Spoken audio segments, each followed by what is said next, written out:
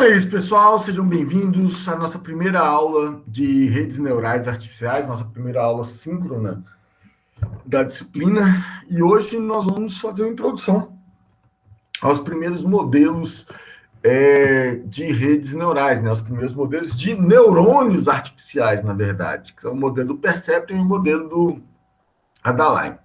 Só que antes de chegar lá, nós temos que trabalhar um pouquinho a motivação a motivação biológica desses modelos de redes neurais artificiais. Não sou nenhum especialista em biologia, muito pelo contrário, vou falar aqui com vocês só do porquê que esse negócio é muito importante. Sono de novo. Quem tem criança pequena não tem jeito. Gente, nosso cérebro, nosso sistema nervoso, ele foi desenvolvido ao longo de milhões, bilhões de anos, né, no processo de evolução contínua, e nos entregou uma máquina biológica de processamento massivamente paralelo e distribuído. Cara, isso é muito louco, muito louco. O que o cérebro, quando a gente estuda a computação, a ciência da computação, a tecnologia dos processadores, a tecnologia do processamento como um todo, cara, é muito louco. A gente vê o quanto o cérebro ele é um processador de uma potência absurda e a capacidade dele executar inúmeras coisas ao mesmo tempo, né, de suas unidades de processamento terem um certo grau de independência, perdão, de estar em várias regiões diferentes do cérebro, processando coisas distintas, e daí nossa habilidade de fazer múltiplas coisas ao mesmo tempo, né? De estar coordenando o organismo. Então ele é muito distribuído e paralelo, então cada unidade daquela está realizando processamento agora, e cada unidade daquela, dos neurônios, no caso, ela tem uma rede tão complexa, tão hipercomplexa de conexões, e é esse processamento, né, essa transferência de informações de um lado para o outro, é que faz aquilo que a gente julga, que a gente chama de processamento. Então, um pensamento nosso, ele é energia elétrica percorrendo centenas de milhares ou até milhões de neurônios, formando um circuito, e esse circuito, para nós, ele tem um significado dentro do nosso subconsciente, para trazer tudo isso aí de alguma forma para o nosso consciente. Então, o cérebro, ele é de fato uma máquina fantástica. Nós não temos paralelo, nós não temos como comparar o hardware que a gente tem com essa máquina biológica que é o cérebro. Então, se você for pegar os processadores que a gente tem, eles também são circuitos compostos de pequenas unidades de processamento, que são os transistores. Mas a escala do cérebro é assim, abissalmente, exponencialmente, quase que infinitamente menor do que a capacidade do cérebro. E a gente, para analisar, assim, a ciência ainda não domina, tá? Aliás, a ciência está longe de começar a dominar o funcionamento do cérebro humano, do cérebro biológico. Para vocês terem noção, isso aqui é o primeiro mapeamento do cérebro de uma mosca. De uma mosca. Então, essa reportagem embaixo, que é muito legal, da super interessante. Então, eles mapearam 25 mil neurônios, que é a quantidade de neurônios que tem uma mosca, né? Então, esses 20 mil neurônios formam uma rede de centenas de milhares de conexões. Isso é impressionante o tanto que estamos longe de conseguir abarcar a complexidade que é o cérebro do ser humano, né? Que é em algumas ordens de magnitude mais complexo, né, como vocês podem imaginar, do que o cérebro de uma mosca. Daí, quando a gente olha dentro dessa rede de conexões em detalhes, aparecem essas células que são os neurônios, são células bem compridazinhas, né, que têm um formato muito interessante, que são esses receptores na frente, que são os dendritos, né, a entrada do neurônio.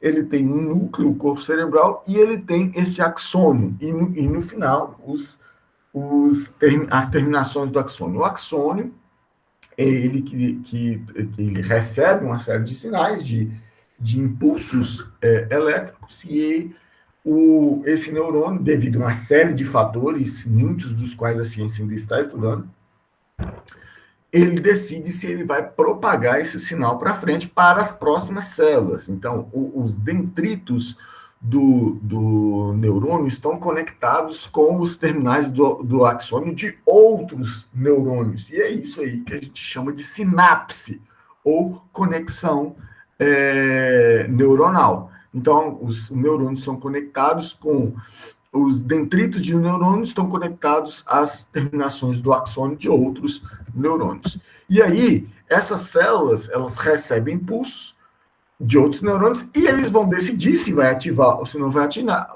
ou não vai ativar esse neurônio para outros neurônios em cadeia, formando essa rede de diversos neurônios conectados. Assim, não é uma cadeia um atrás do outro, é uma rede grande, assim.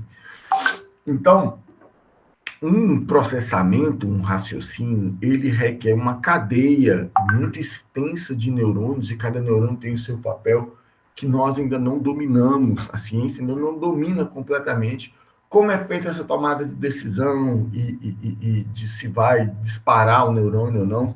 Enfim, existe uma extensa literatura biológica, né, e estudos sobre esse comportamento dos neurônios. Não me cabe aqui adentrar essa parte biológica, ok? A minha filhotinha acordando na madrugada vai acabar destruindo as minhas aulas. Eu vou dormir, qualquer dia desse eu vou estar dando aula aqui, eu vou dormir no meio do caminho. Vamos lá, gente. Estamos aqui não para discutir a biologia dos neurônios, a biologia do cérebro humano, né? Por todos os conhecimentos que a ciência tem e também as dúvidas que a ciência tem a respeito. Estamos aqui para tentar imitar um pouco que conhecemos daquela contraparte biológica, que é o neurônio. Então, nós vamos estudar alguns modelos matemáticos do neurônio, e nós vamos partir não da representação biológica do neurônio, mas nós vamos partir de como que a estatística ela fazia para aprender, entendeu?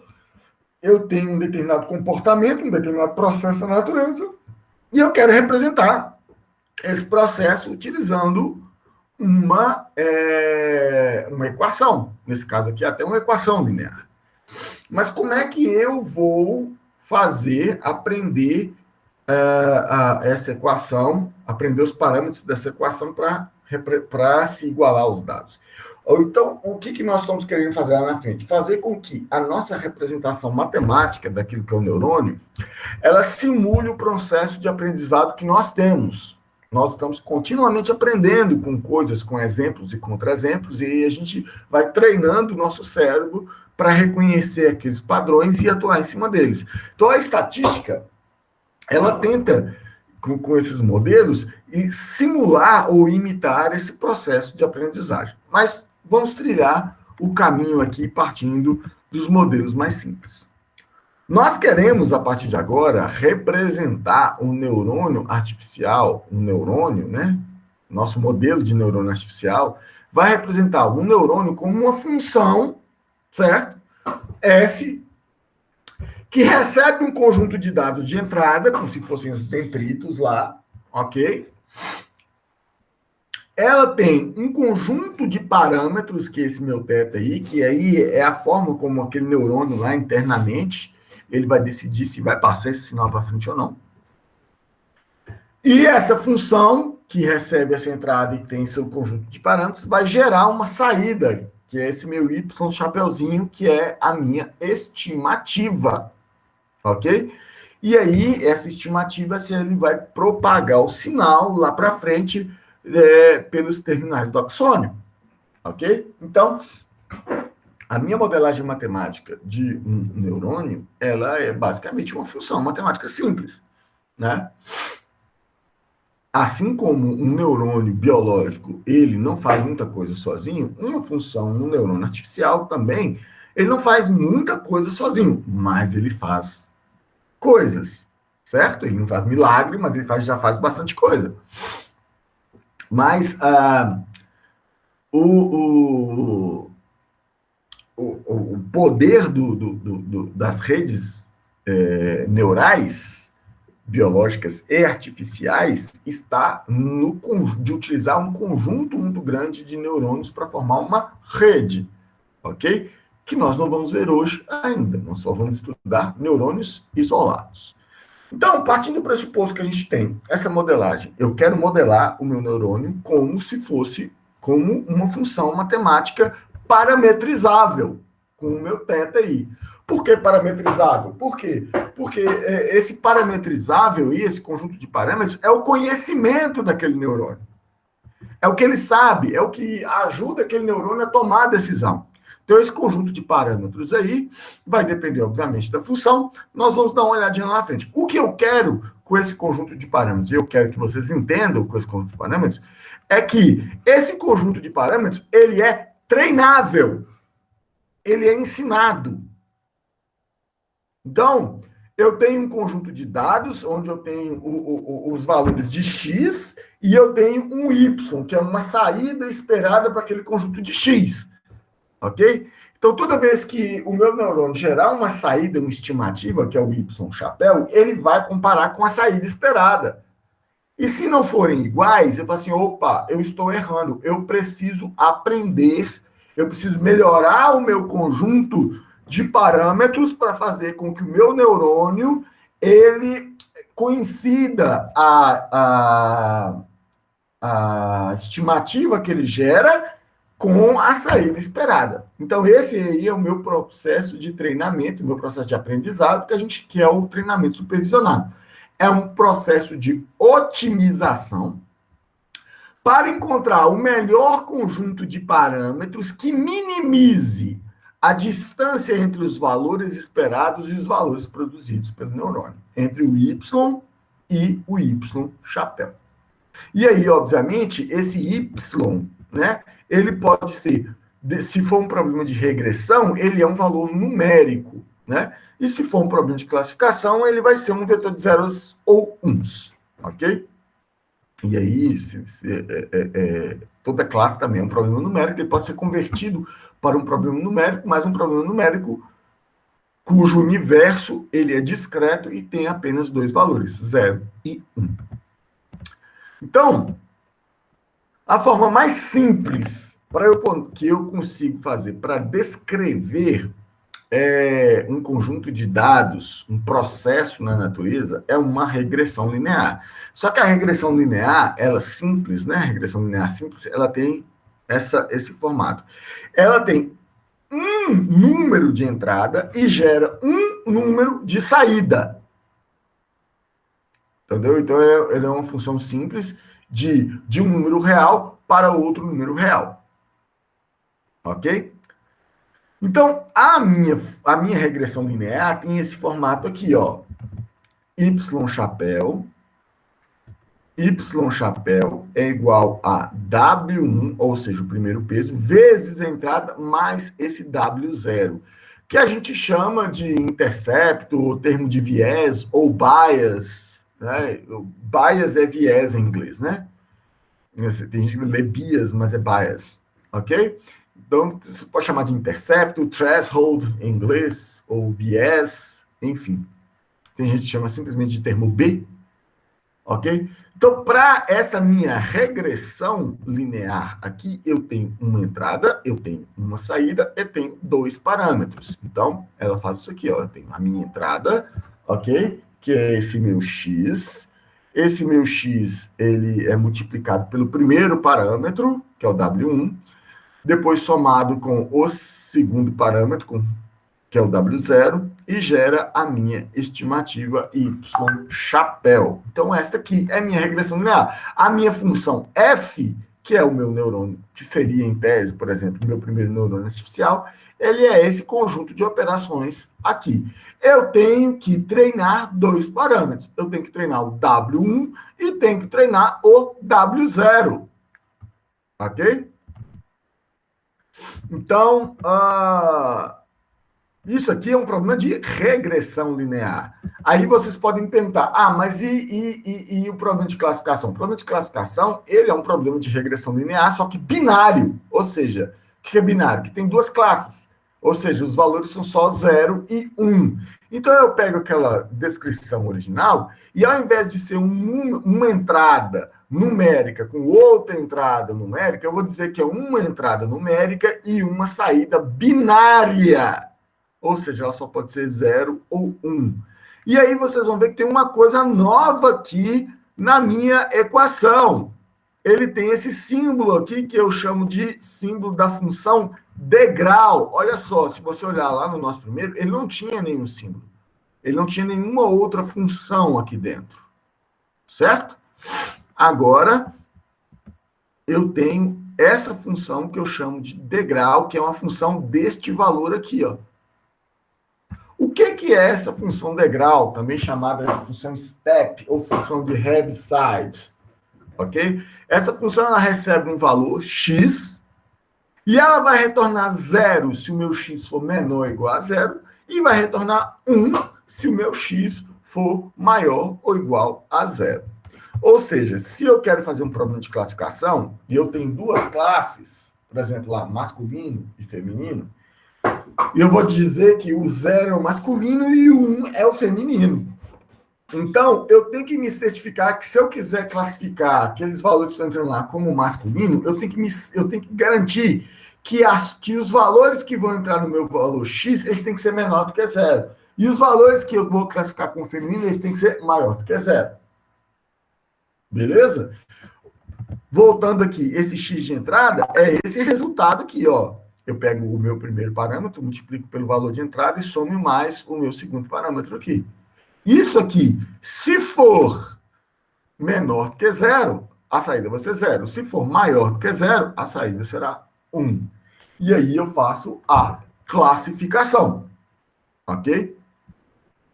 Então, aí eu tenho, agora, na regressão logística binomial barra binária, eu tenho a minha entrada, eu tenho as minhas operações aqui, eu tenho os meus parâmetros e eu tenho, no final, a minha função de ativação que recebe o resultado de tudo isso aqui e gera a saída para a saída do neurônio, ok? Aí vocês podem me perguntar, e como é que eu aprendo os parâmetros desse modelo? Então, aprender os parâmetros de uma regressão linear simples não é nada muito difícil. Tem um método matemático fechado, de equação fechada para fazer isso, que é o método dos mínimos quadrados, mas não nos interessa aprender os mínimos quadrados aqui agora, porque nós não vamos utilizá-lo, vamos utilizar outro método.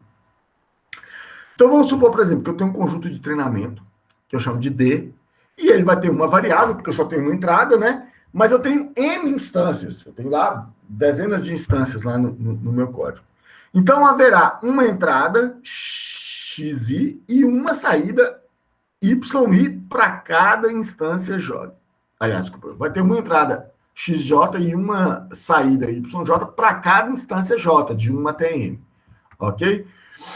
Então, haverá um parâmetro W1 para cada entrada X e um parâmetro extra W0, que a gente chama de threshold, de bias ou simplesmente de viés, como eu falei anteriormente. E a saída, ela é, para cada instância, ela é isso aí. Eu pego o primeiro parâmetro, multiplico pela entrada, somo o termo de viés e gero a saída. Lembrando que este é o modelo de regressão, ok? O que eu vou fazer aqui na sequência? Eu vou pegar o erro de saída daquele neurônio, que é a diferença entre o valor esperado e o valor daquela minha regressão linear. Esta diferença aqui eu vou utilizar para atualizar os pesos, tanto W1, aí, ó, próximo, na próxima iteração, qual que é o valor de W1? É o valor atual, mais esse alfa aqui, que é a minha taxa de aprendizado, vou falar dela daqui a pouquinho, multiplicado por esse erro aqui, essa diferença entre o valor esperado e o valor real, multiplicado pela entrada daquele peso. Lembrando que o W1 aqui, ó, ele está conectado com uma entrada, beleza? W1 está ligado com a entrada. Esse W0, ele não está ligado a nenhuma entrada. Então, eu não utilizo nenhuma entrada, só utilizo o erro para poder corrigir esse peso. Então, essa regra aqui, ela é conhecida como regra delta. A regra delta, ela é uma simplificação do gradiente descendente, mas isso é um problema para outra aula que nós vamos conversar mais para frente. Saibam, nesse momento, que essa daqui é a regra delta, beleza? Então, o que é esse alfa aqui no meio, que é a minha taxa de aprendizado? A taxa de aprendizado, ela é um valor entre 0 e 1. Por que eu tenho que multiplicar por essa taxa de aprendizado? Porque toda vez que eu executo a minha regra delta, ele dá uns pulos muito grandes para a correção dos pesos. E esses saltos muito grandes, essas diferenças, dependendo do tamanho do erro, pode ser muito grande, eles acabam perturbando, porque os valores dos pesos é esperado que eles sejam valores pequenos. Só que o erro lá no final pode ser muito grande. E aí o valor dos pesos vai ficar saltando muito para cima e para baixo. Então eu ponho esse alfa aí para dar uma suavizada. Na verdade, o que ele faz é isso, ele é um suavizador. Ele diminui o tamanho da correção do erro, faz as correções serem menores, em passos menores, ao invés de serem correções muito abruptas. Então, fazendo uma analogia muito pé de chinelo aqui, se eu tirar o termo a taxa de aprendizado, é como se você estivesse ensinando uma criança dando tapas nela. Não é assim que faz, não é assim. É muito violento, é desnecessário. Quando eu coloco a taxa de aprendizado, você está como se você estivesse ensinando uma criança, conversando com ela calmamente, da forma correta, pedagógica, e não da forma violenta, agressiva, que acaba traumatizando a criança. Então, ao invés de você fazer aquela coisa muito bruta, muito abrupta, que perturba os treinos, você faz uma coisa suave, mais terna, mais tranquila, e os pesos tendem a convergir mais rapidamente para os seus valores ótimos. Qual que é o valor indicado para alfa? Isso é uma coisa que tem que ser decidida em cada problema. Esse valor de alfa, ele muda de acordo com os dados, com a aplicação, com a quantidade de neurônios e por aí vai. Então, o alfa, ou nossa taxa de aprendizado, ele é um termo muito importante, nós vamos ver ele até o final dessa disciplina, ok? Talvez seja um dos hiperparâmetros mais importantes. Por que eu chamo ele de hiperparâmetro? Porque os parâmetros desse meu modelo são só o W1 e o W0. O alfa, ele entra no processo de aprendizado do meu W, do meu W1 e do meu W0. E ele não faz parte dos parâmetros. Ele é um parâmetro que ajuda a identificar os parâmetros. É por isso que a gente chama ele de hiperparâmetro. Ok? Ele é um parâmetro do processo de treinamento e não do processo de inferência propriamente dito. Então, voltando aqui, onde é que eu estava? Estava aqui. Ok? Então, essa aqui é a minha regra de atualização. Eu tenho uma regra diferente para o meu peso, que multiplicou o valor de entrada, e uma regra diferente para o meu termo de bias ou o meu termo de viés aqui embaixo. Eles são bem parecidos, mas tem essa diferençazinha aqui no final. Lembrando que esse meu epsilon aqui é o erro. É o valor esperado menos a estimativa para cada uma daquelas instâncias J lá na minha base de dados. Então, como é que vai ficar o processo todo? O processo todo, para eu treinar, o meu conjunto de parâmetros eu vou inicializar aleatoriamente os meus pesos, o meu W0 e o meu W1, e aqui eu vou rodar o meu conjunto de dados, né, que tem M instâncias. Então, eu vou de 1 até M. Para cada uma delas, olha só, eu vou executar, eu vou gerar a estimativa, W1 vezes XJ mais W0, vou gerar a estimativa aqui, vou achar o erro comparando essa minha estimativa com o valor real, vou atualizar o meu primeiro peso, multiplicando pelo erro e pela entrada que foi utilizada nessa instância, e vou utilizar meu termo de bias. Vou voltar e vou fazer isso para a próxima instância, e vou fazer isso para outra instância, até passar por todo o banco de dados. O ideal, na verdade, é fazer isso aqui até mais do que uma vez. No final, eu retorno a minha matriz de pesos, ok? Então, senhores, vamos ver como que isso funciona aqui na prática. Eu gerei este notebook aqui.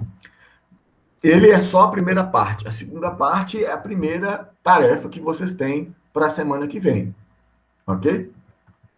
Então, aqui eu vou gerar um problema de regressão simples. Eu vou gerar esse problema de regressão aqui. Ó. O meu x, ele está no intervalo de -1 até 1.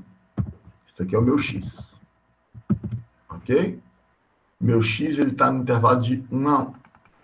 São vários. Aqui eu peguei 100 instâncias. O meu y, ele é igual a 3x menos 0,5 mais um valor aleatório aqui.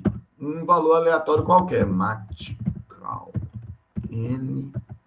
Um ruído aleatório que a gente fala, né?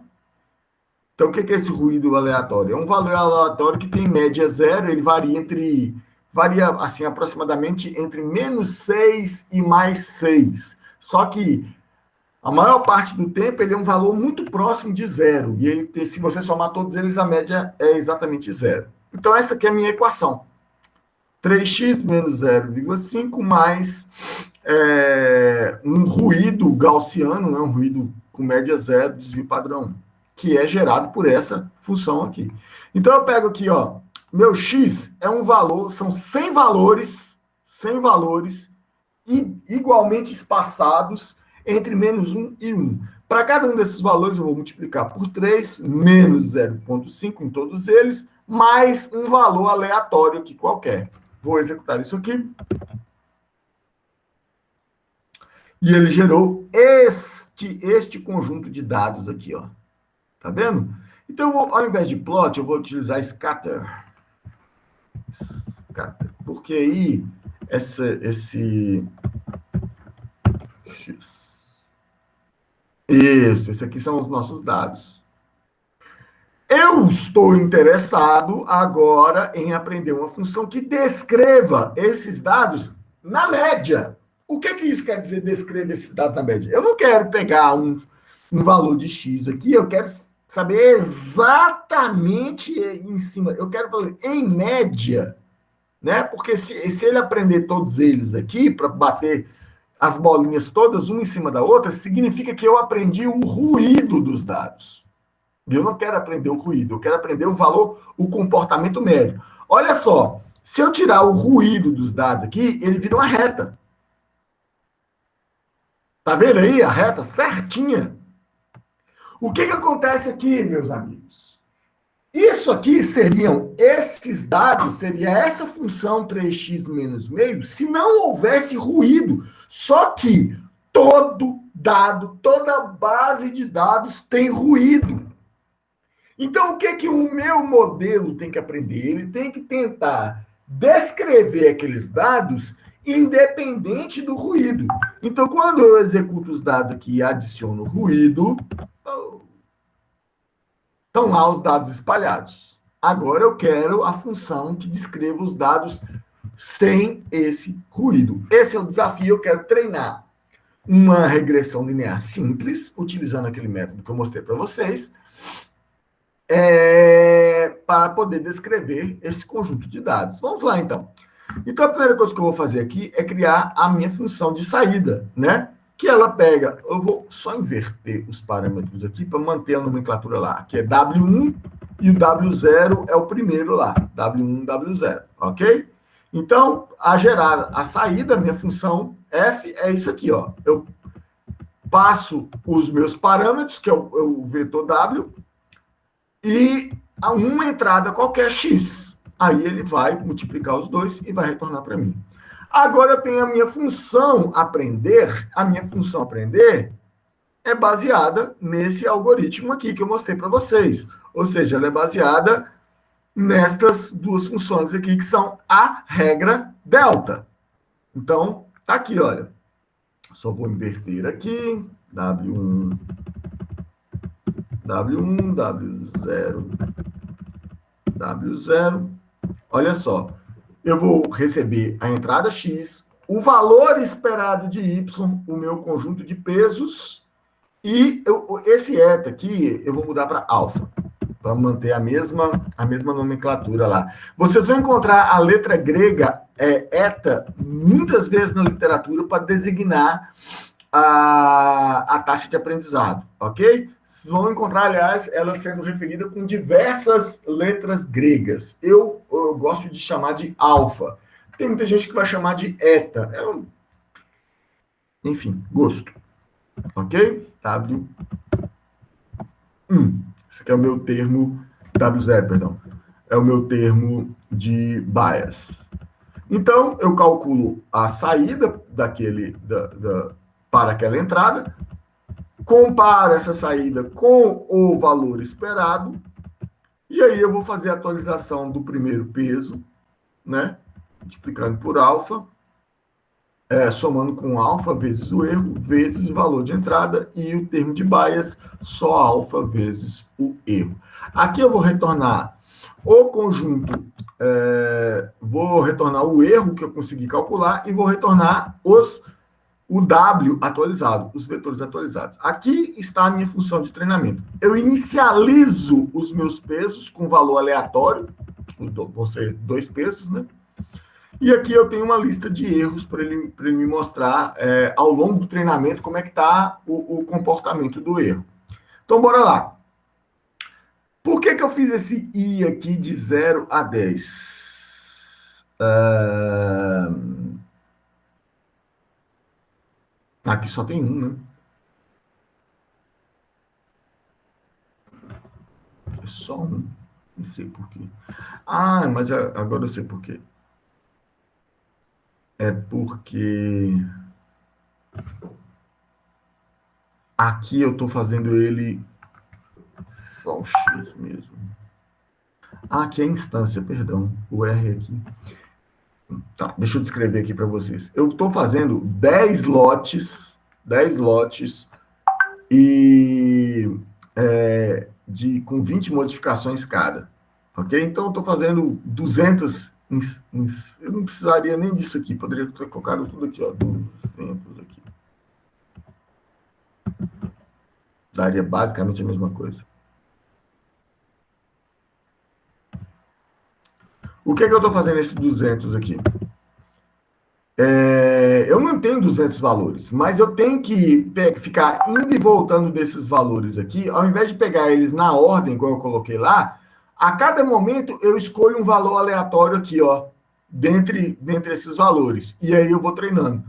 Por quê? Porque isso aqui ajuda o meu algoritmo a aprender melhor. Ao invés de pegar eles na ordem aqui, eu pego um aqui do início, depois eu pego um lá do final, pego um do meio, volto lá no final, volto lá no início e vou misturando a ordem aqui. Então, eu vou executar ele 200 vezes. Em cada vez eu vou escolher um número, R, que vai de 0 até 100.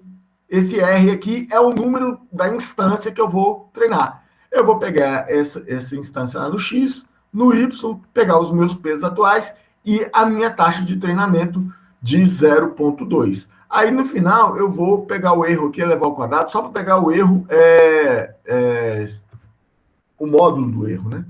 Então, vamos executar isso aqui.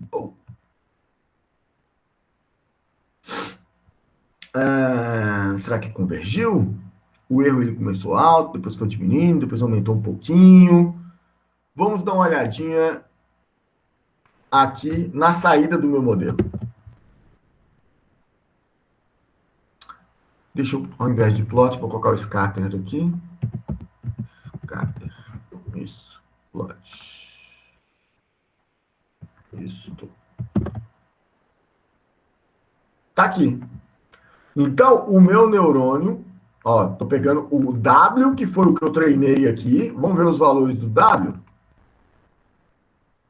pegar os valores do W aqui para ver quais são os valores que... Menos 0,27, 3,1. Ele inverteu os dois negócios. Mas, ó, a distância dos erros está ótima. Vou treinar aqui de novo. Vou gerar um outro valor aqui. Basicamente a mesma. Rodei. O erro já deu uma diminuída agora. Vamos lá. Vou gerar aqui. Está aqui o meu neurônio descrevendo bem os valores aqui do meu dado, na média. Ok? Então, eu consegui treinar aquele neurônio. Mas vocês devem estar se perguntando, e quando é um problema de regressão, né? Um problema de classificação, perdão, que é a regressão binária. Aí eu tenho aquela função degrau, que ela recebe um x, e esse x é 1 se x for maior do que zero, do contrário, ele é igual a zero. Eu posso gerar uma outra função aqui, vou até criar uma outra função mais agressiva, né, que vai ser o meu 5 vezes x menos meio mais um valor aleatório. E ele vai passar o degrau por todo mundo aí. Olha só. Ela vem aqui 0, 0, 0, 0, 0, 0, 0, 0, 0, 0, 0. Depois, ela tem um período aqui de confusão, né, que ela oscila entre 0 e 1, depois ela estabiliza no 1. Ok? Se eu mostrar essa função y sem passar ela pela função de ativação degrau, olha só. Viram aqui? Então, a gente sabe que daqui para cá é 0. Aqui tem um períodozinho de confusão, tem os valores que estão acima de 0 e outros abaixo de 0, mas depois aqui estabiliza acima de 0 e daqui para cá é 1.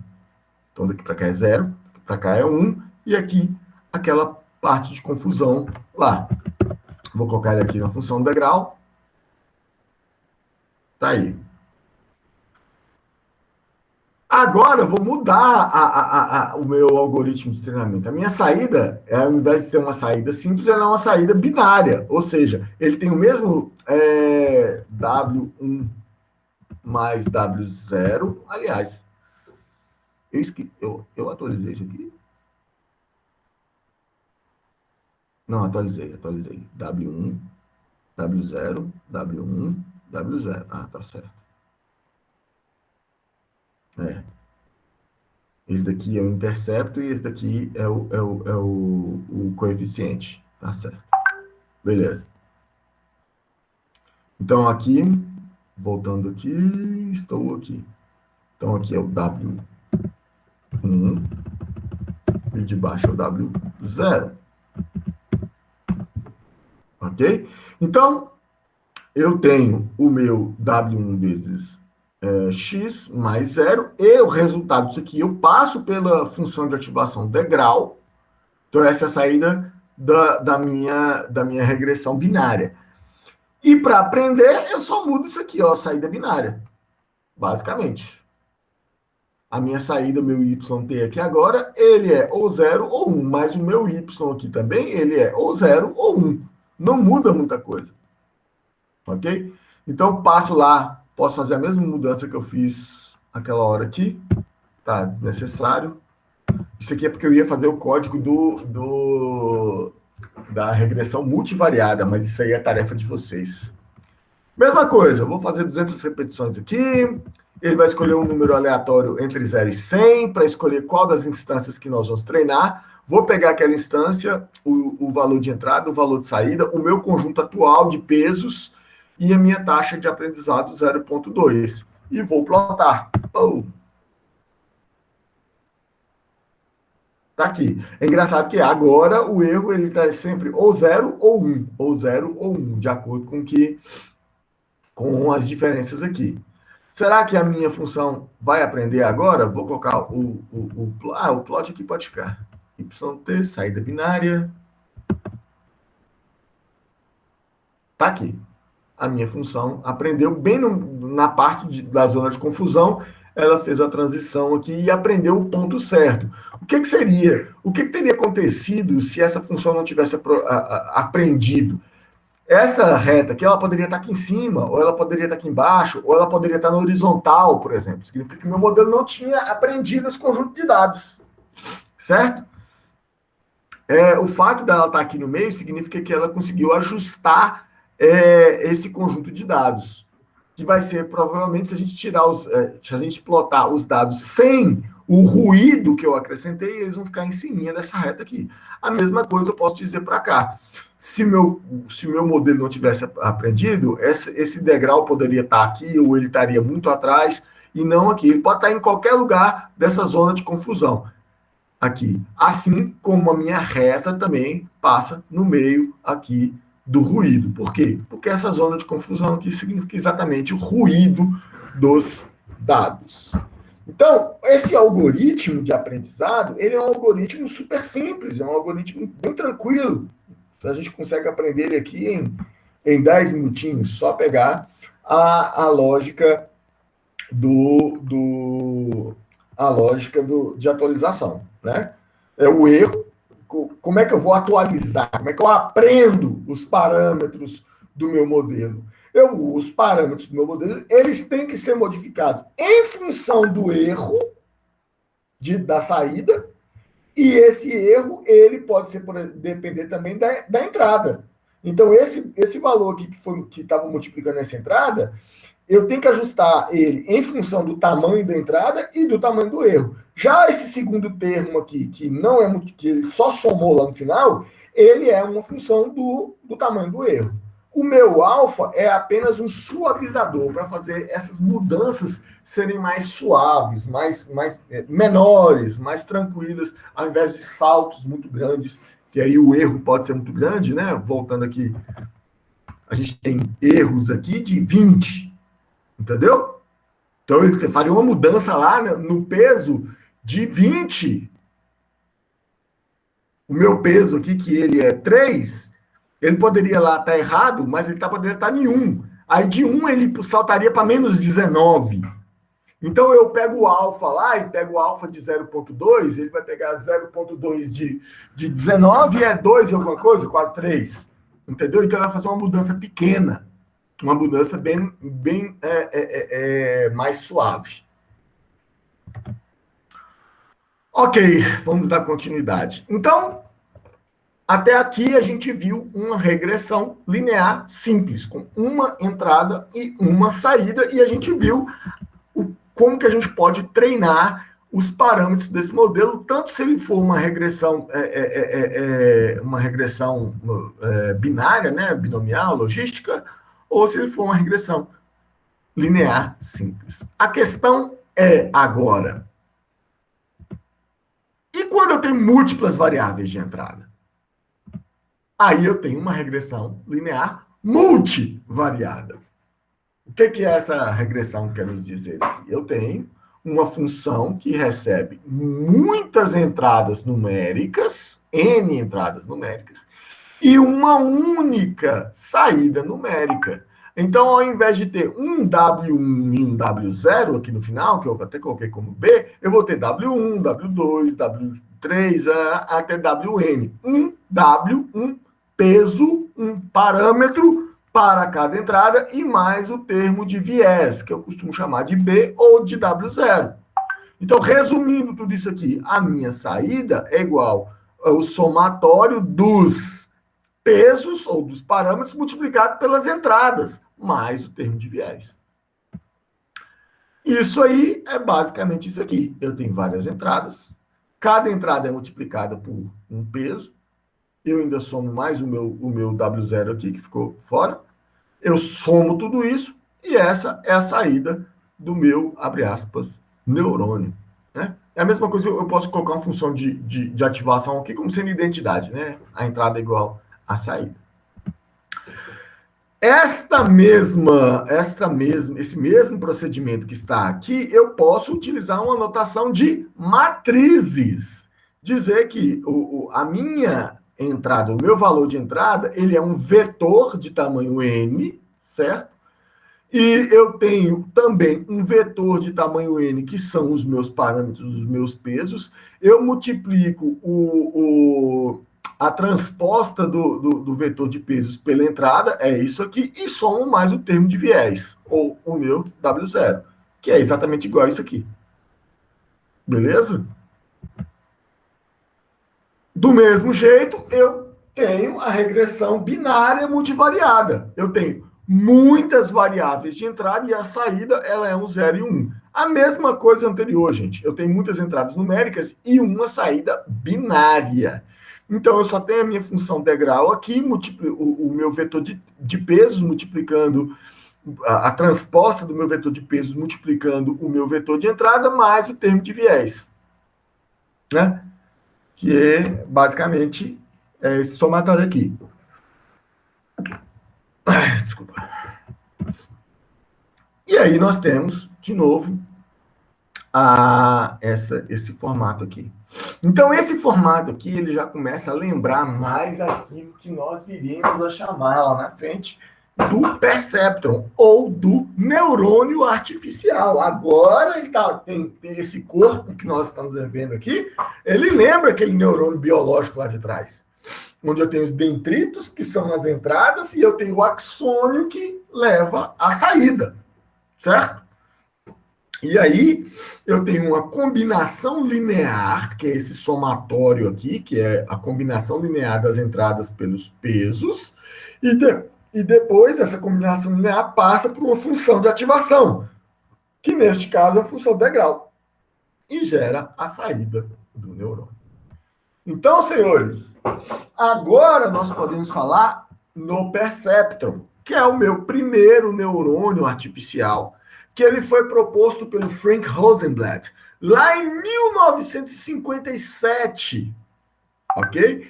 Como um autômato reconhecedor, né, percebedor. Só que esse autômato original, esse neurônio artificial, veja bem, as entradas dele, tanto as entradas quanto as saídas, eram totalmente binárias. Então, olha, tem uma diferençazinha pequena entre esse daqui, que ele pode receber qualquer valor real, né? E a saída, ela é um valor numérico, um valor binário, ok? Então, esse primeiro neurônio, o perceptron, ele era completamente binário. Tanto as entradas eram binárias, quanto as saídas eram binárias. Então, se eu tenho como é que eu treino o perceptron? É muito parecido com aquilo que nós acabamos de fazer. A única diferença que tem, na verdade, é a quantidade de entradas, certo? Veja bem, o conjunto de treinamento D dos meus dados, ele possui N variáveis, ao invés de uma única variável, e N instâncias, igualzinho o outro nessa parte. Então, haverão X e J entradas, para I variando de 1 a N, N é o número de entradas, e J é o número de saídas, né? É o número de instâncias. E vai ter uma única saída YJ, para cada instância J e igual a N. Entendeu? Então, se eu tenho N entradas e J, eu vou ter N parâmetros WI, um para cada entrada XI. E eu tenho aquele parâmetro extra, que é o W0, que é o meu viés. Agora, como é que é a saída do meu perceptron? Olha só, a saída do meu perceptron é a função degrau, que recebe o somatório a combinação linear de todas aquelas entradas pelos parâmetros, mais o W0, que é o meu termo de viés. Ok? Não, cara, mudou muito pouco. A diferença é que agora eu tenho várias entradas e eu tenho o somatório dessas entradas. Bom, beleza. Agora, o treinamento do Perceptron, ele é diferente do treinamento que nós vimos anteriormente. É um treinamento muito mais simples. Por que que ele era mais simples? Porque os valores de entrada são sempre binários, são sempre ou 0 ou 1. Isso simplifica muito o meu problema. Ok? Eu não preciso calcular o erro, igual eu fiz calcular lá, o valor esperado menos a saída. Por quê? Porque o erro ele vai ser sempre igual a 1. Certo? O erro vai ser sempre igual a 1. Se os valores são binários, se houver diferença, né? Desculpa, se houver erro, ele vai ser igual a 1. Se não houver erro, significa que o erro é igual a 0. Então não precisa atualizar nada. Então, se o valor esperado é diferente do valor gerado, né? E aí eu atualizo os pesos. Em função de quê? Do valor esperado e do valor de entrada, de cada um dos pesos de cada uma das variáveis. Já o meu termo de bias, o meu termo de viés, é só o alfa multiplicado pelo valor esperado. Pronto. Se os dois são iguais, não precisa atualizar nada. Então, o valor da próxima iteração é igual ao valor atual. Pronto. Esse é o treinamento do Perceptor. Muito simples, ok? Só que qual que é o problema do Perceptron? O Perceptron, ele só serve para problemas simples e totalmente binários, ok? Pouco tempo depois, não muito tempo depois, foi criado o Adaline. O que é o Adaline? O Adaline, ele é um aperfeiçoamento do Perceptron. O que o Adaline significa? Adaptive Linear Element, ou elemento linear adaptativo. E este elemento, sim, ele pode receber valores, inúmeros valores reais de entrada, e a saída real também, uma saída real. Como eu falei anteriormente, eu consigo pegar isso aqui e adaptar isso aqui para o caso do binário. Ok? Ele vai funcionar exatamente do mesmo jeito. Vocês vão ver que quem propôs o Adaline foi o Widrow e o Hoff em 1960, poucos anos depois aí, 3 anos depois, que o Rosenblatt propôs o Perceptron. Então, a regra de atualização do Adaline ele já é bem mais ampla, porque ela é baseada no algoritmo de mínimos quadrados e ele vai ser bem mais próximo da regra que a gente utiliza hoje. Aliás, ele é idêntico à regra que a gente utiliza hoje na última camada das redes do tipo MLP, que nós vamos ver nas próximas aulas. Então, como é que eu vou treinar o meu Adaline? Isso aqui vocês já sabem, é igualzinho ao outro. Só que aqui agora temos uma diferença. O erro de saída do neurônio é dado por cada instância, J. Então eu calculo o erro, o valor esperado menos o valor gerado aqui pela minha função. Lembrando que se for uma função de regressão, não tem essa função de ativação aqui, se for um problema de regressão. E a regra de atualização dos pesos é exatamente aquela regra que nós utilizamos lá na regressão linear simples, com uma diferença. Cada peso será atualizado com a sua entrada referente. Lembrando lá, voltando no diagrama, olha só. Cada peso está relacionado com cada entrada tem o seu próprio peso. Lembrando que que cada instância tem um conjunto de entradas diferentes, são múltiplas instâncias, né? Mas os pesos são iguais para todas as instâncias, é óbvio. Então, a minha atualização dos pesos, ela vai passar por várias instâncias diferentes, mas os pesos são os mesmos, mudando o valor de entrada. No caso do termo de intercepto, não precisa, é só o erro aqui da diferença entre os dois. O algoritmo todo, esse daqui é o trabalho de casa de vocês, implementar esse algoritmo aqui para múltiplas variáveis, né? Nada muito difícil, apenas uma pequena variação daquele algoritmo que nós vimos anteriormente. Então, eu vou passar 2 problemas para vocês, 2 problemas simples, numéricos, com várias variáveis, com uma única saída, e eu vou pedir para vocês tentarem resolver, né, na verdade, esse problema utilizando um único neurônio, né, Adaline, e implementando este modelo aí, que é uma adaptação lá do algoritmo de treinamento que a gente viu primeiro, ok? Provavelmente os problemas que eu vou passar para vocês serão a classificação do Titanic, se a pessoa viveu ou morreu, e talvez o íris. O íris é um probleminha mais complicado, são 3 classes, mas muitas instâncias, 4 variáveis de entrada e por aí vai. Eu vou lançar a tarefa lá para vocês. Mas isso aí, super simples até agora. Então, gente, eu gostaria de saber de vocês se vocês têm dúvidas neste primeiro modelo de neurônio que a gente está vendo aqui. Veja bem, nós estamos utilizando redes neurais artificiais? Não. A gente está tentando resolver os problemas aqui até agora utilizando um neurônio só. Ok? Nós ainda estamos falando só ou eu vou tentar resolver um neurônio com perceptron, ou resolver o problema com um Adaline. Dúvidas, senhores?